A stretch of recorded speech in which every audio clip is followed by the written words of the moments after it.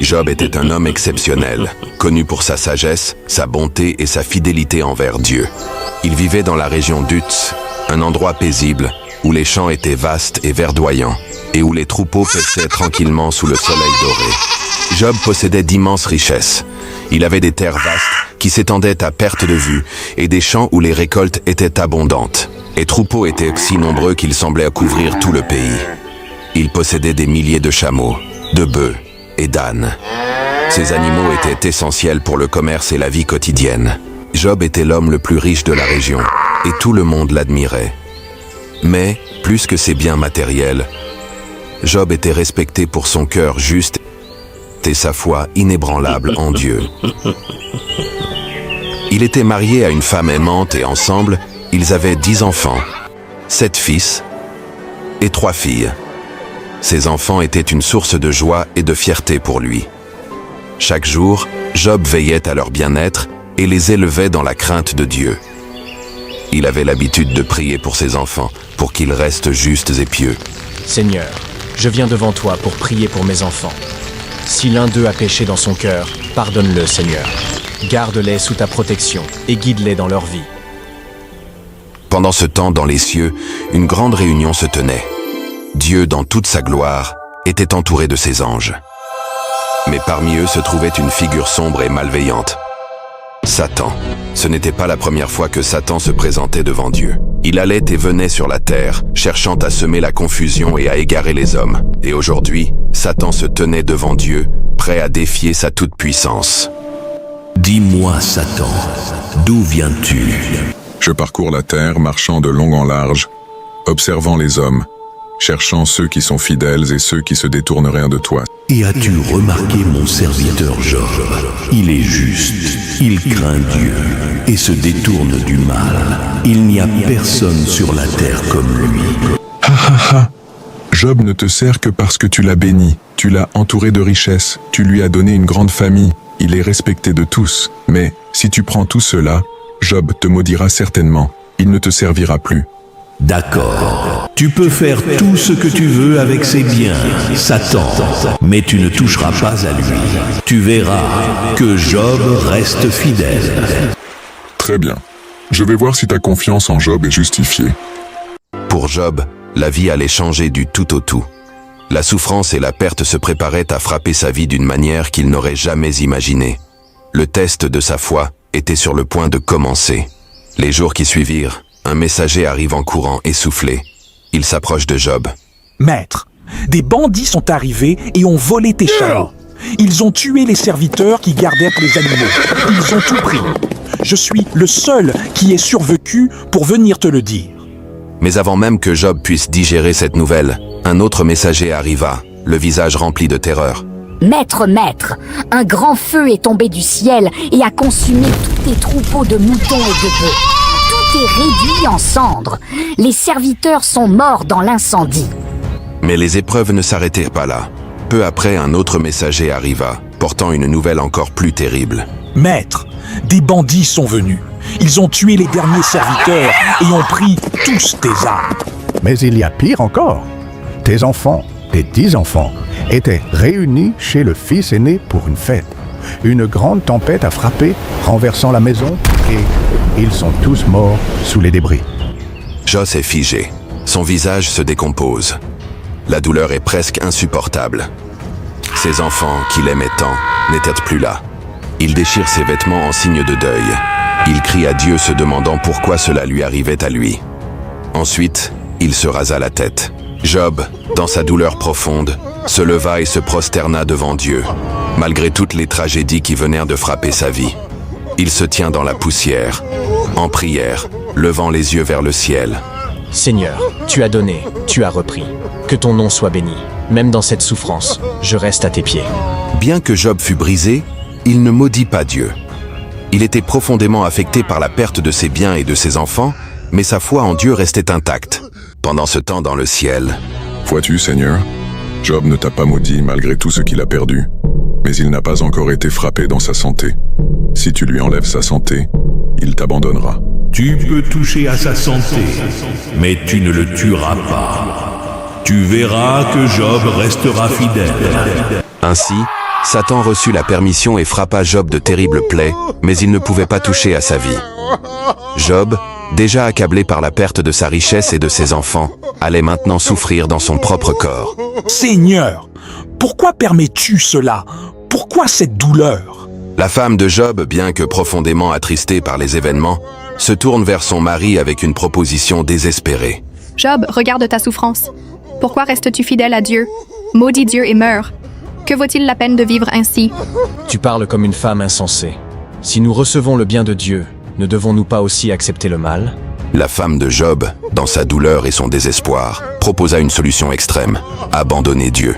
Mais Job, même dans ses pires moments, resta fidèle et ne laissa pas ses émotions l'emporter. Il savait que Dieu, dans sa sagesse, avait un plan, même s'il ne le comprenait pas. Loin de là, des amis de Job ont appris la nouvelle concernant tous les malheurs qui se sont abattus sur Job. Éliphaz, Bildad et Tsophar. En tant que de bons amis, décidèrent de rendre visite à Job pour le consoler. Mais quand ils le virent, ils furent très tristes de voir leur ami dans cet état. Ils ne comprenèrent pas ce qui est arrivé à Job, ni pourquoi, mais leurs paroles vont vite devenir des accusations. Job, tu es un homme juste, mais pourquoi cette souffrance alors? Peut-être as-tu péché sans le savoir. Dieu châtie les méchants, mais les justes sont épargnés. Ou peut-être que tes enfants ont péché, et que c'est pour cela que Dieu les a enlevés. Mais non, je n'ai rien fait de tout cela. Mes enfants non plus n'ont rien fait de mal. Peut-être que toi aussi tu as péché. Dieu est juste, Job. Si tu souffres ainsi, c'est que tu mérites cela. Repens-toi, et Dieu te restaurera. Je ne suis pas coupable. Je n'ai rien fait pour mériter cela. Pourquoi Dieu permet-il cela si je suis innocent? Après avoir longtemps souffert et cherché des réponses, Job se tourna vers Dieu dans sa douleur, cherchant à comprendre pourquoi il devait endurer tant de souffrances. Seigneur, pourquoi cette souffrance? Pourquoi les bons souffrent-ils? Et pourquoi suis-je le seul à endurer une telle douleur? Pourquoi me fais-tu vivre cela? Un grand tourbillon se leva et une voix retentit du ciel. Dieu, dans sa toute-puissance, parla à Job, lui posant des questions qui allèrent défier sa compréhension. Job, où étais-tu quand j'ai fondé la terre? Dis-le-moi, si tu as l'intelligence. Qui a fixé ces mesures, si tu le sais? Ou qui a tendu le cordeau sur elle? Es-tu celui qui a ordonné au matin de se lever et à la nuit de tomber? As-tu vu l'entrée des trésors de la neige? Ou as-tu vu les chemins de la lumière? Quand les étoiles du matin chantaient ensemble et que tous les fils de Dieu poussaient des acclamations, quand je lui fis des nuées pour vêtements et des ténèbres pour l'ange, quand je lui ai prescrit ma loi et lui ai mis des barrières et des portes.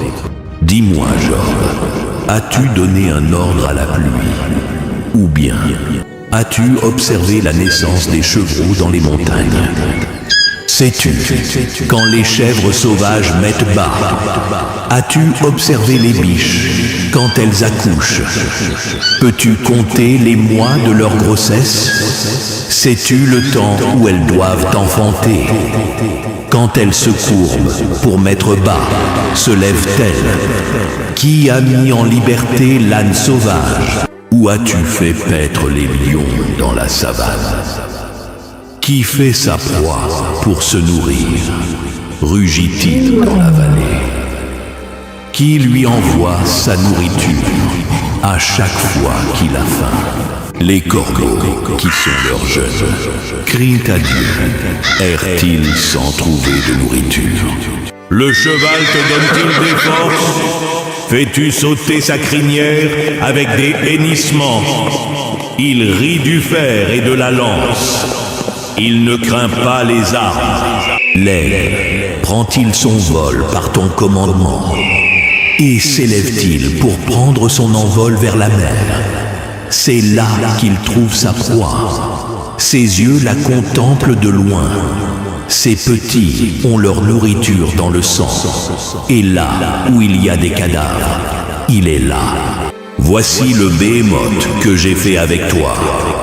Il mange de l'herbe comme le bœuf. Voici, sa force est dans ses reins. As-tu pris le léviathan à l'hameçon? Et as-tu attaché sa langue avec un cordage? As-tu mis un anneau dans ses narines? Ou percé sa mâchoire avec un crochet? Te suppliera-t-il souvent? Lui parlera-t-il doucement?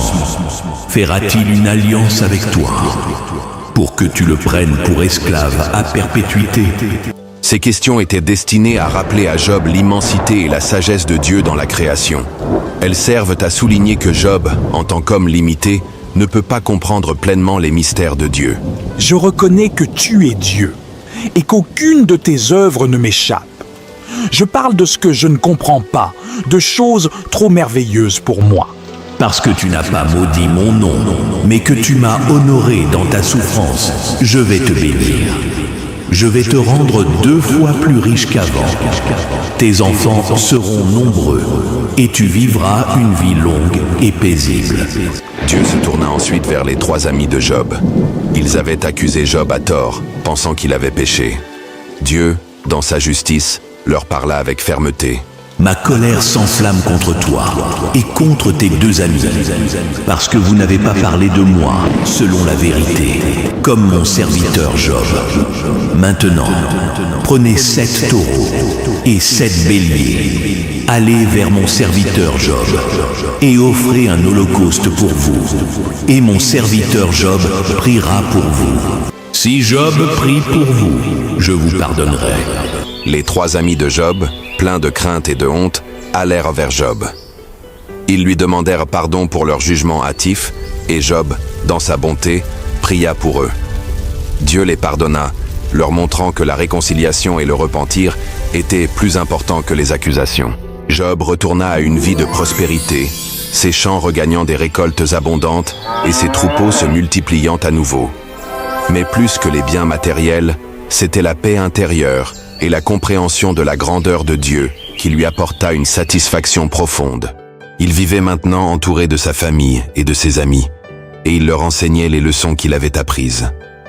La paix et la prospérité étaient revenues dans sa maison, et il savait que sa vie était entre les mains de Dieu. Job vivait une fin de vie paisible, ayant vu ses enfants et ses petits-enfants grandir. Il mourut à un âge avancé, plein de jours. Sa fin fut douce, et il rejoignit ses ancêtres, sachant que sa foi et sa fidélité avaient été récompensées. L'histoire de Job nous enseigne une leçon profonde et intemporelle. Même dans la souffrance la plus intense, nous devons rester fidèles à Dieu. Les épreuves de la vie ne sont pas forcément un signe de rejet ou de punition divine, mais bien souvent une opportunité de grandir dans la foi, d'affermir notre confiance en Dieu, même lorsque tout semble s'effondrer. Job, par sa persévérance, son intégrité et sa foi inébranlable, nous montre que Dieu demeure souverain, même dans le silence et l'incompréhension. Il nous rappelle que, même lorsque nous ne comprenons pas pourquoi nous souffrons, Dieu, dans sa sagesse parfaite, a un plan pour chacun de nous. Sa rédemption et sa bénédiction finale montrent que Dieu restaure, relève et honore ceux qui lui restent fidèles jusqu'au bout. Si vous avez regardé cette vidéo jusqu'à la fin, mettez en commentaire « Foi égale persévérance ».